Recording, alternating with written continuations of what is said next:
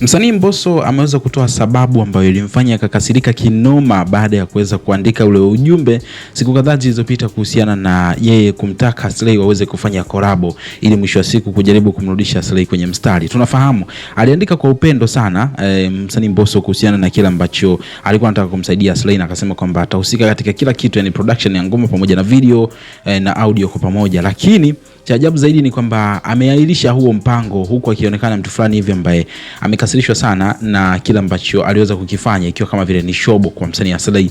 Sasa ameweza kutoa sababu ya kile ambacho kimemfanya akaahirisha mpango huo wa yeye kuweza kutoa track ambayo ni collab pamoja na Slay, na kuweza kusema wazi kwamba nini hasa ambacho kilimfanya akakereka zaidi. Tuanze moja kwa moja mwanzo mpaka mwisho hii video ukapate kufahamu kweli juu ya kile ambacho Mbosso ameweza kufunguka, ikiwa ni sababu ya kile kilichompelekea yeye kuweza kukasirika kinoma noma kuhusiana na ile swala ambalo yeye alikuwa ameliandika kwamba anatamani ingeweza kutokea, kwa sababu Slay ni moja tu ambao alikuwa karibu sana kipindi wako ya Moto Bendi.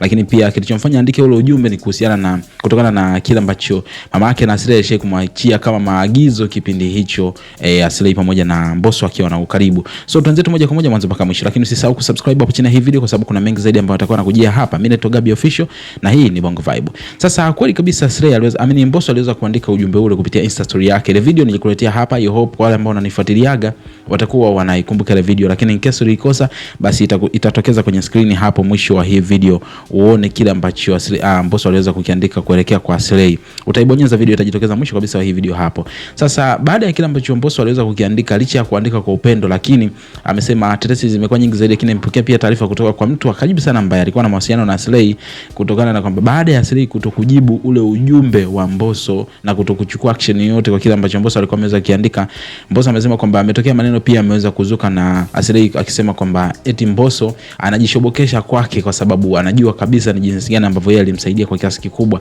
na anasema kwamba yeye haoni hata kama kuna sababu ya kuweza kujishobokesha, kuitikia ule wito ama ujumbe ambao Mbosso aliweza kuandika, kwa sababu anajijua Mbosso ni mtu ambaye anapenda shobo sana, na ndio maana ameamua kutengeneza mazingira ili watu wamuone kwamba ni mtu mwenye huruma. So Mbosso amesema kwamba sababu hiyo hapo ndio ambayo imemfanya akaona sio kesi bwana, acha ailishe ule mpango ili watu wajue, kwa sababu tayari mashabiki walishakuwa wamebrace kinoma na kuona kwamba ingekuja kwa bonge moja la hit ambayo haijawahi kutokea, kwa sababu ndio ingekuwa ngoma ya kwanza kabisa kufanya Slay pamoja na Mbosso. Kwa hiyo majibu ya Slay yapo kama hivyo kwamba Mbosso anajishobokesha kwa kile ambacho aliweza kukiandika. Imagine ilikuwa ni wakati ambao Mbosso alikuwa anaonyesha love ya kutosha, lakini majibu yaliyokuja yamekuja kama hivyo. I don't know kama ni Slay mwenyewe kazungumza, kwa sababu Mbosso amesema kwamba watu wake na karibu na Slay ndio ambao wameweza kumtonya na kumwambia kwamba mzake kaona kama hizo ni shobo, na ndio maana haja respond chochote mpaka sasa hivi. Lakini kwa upande wako tuambie, unadhani kweli yawezekana Slay akasa hii kwa kile ambacho amekijibu kwamba ni shobo, au Mbosso alikuwa anajaribu kuonyesha tu upendo kwa ajili ya kuonyesha kwamba